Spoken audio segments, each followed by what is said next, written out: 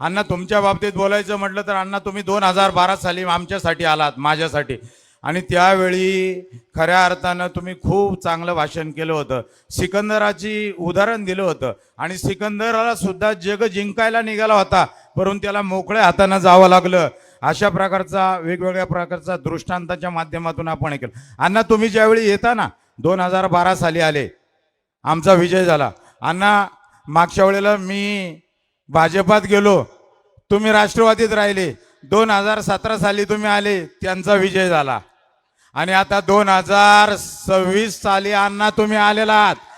अण्णा तुमचा पायगुणच एवढा तगडा आहे, तुमच्या पायगुणातच एवढी ताकद आहे की आमचा विजय या ठिकाणी निश्चित झालेला आहे. हे मराठवाडा आणि अण्णा तुमचा आशीर्वाद निश्चितपणे आम्हाला मिळणार आहे. खरं तर अण्णा आपले राजकीय संबंध आहेत. गेली 40 वर्षापासून आमचे कैलासवासी सीताराम किसन भालेकर असतील, आपले शिंदे परिवारामुळे कौटुंबिक संबंध आहे, राजकारणाविरहित संबंध आहे. तुमच्या परिसरात कोणाचं लग्न कार्य असू द्या, चांगला वाईट प्रसंग असू द्या, अण्णा आम्ही मराठवाड्याच्या या तुमच्या कुटुंबियांच्या याच्यासाठी आम्ही निश्चितपणे त्यांच्या पाठीशी उभे राहत असतो.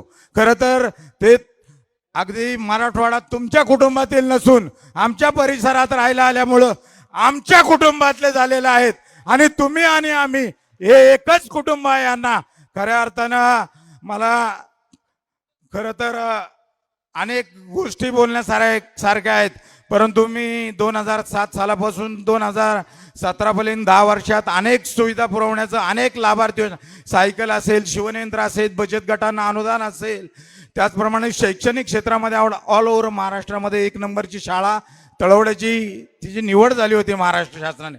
त्याचप्रमाणे आपल्या आमदारांनी खऱ्या अर्थानं आता प्रवीण शेट्टी सांगितल्याप्रमाणे ज्या वेळेला घरं पाडायला येतात ना अण्णा, त्या अधिकाऱ्यांच्या डोक्यात दगड घालण्यासाठी प्रवीण शेट आणि आम्ही उभे असतो. खऱ्या अर्थानं या माय माऊलींना बघीन, तू आपल्या मराठवाडा परिसरातल्या कुठल्या माय माऊलीचं, कुठल्या आमच्या बंधूचं घर पाडलं जाणार नाही याचं 100% आश्वासन मी या ठिकाणी देतो. कोणावरही या परिसरात कारवाई होऊ देणार नाही.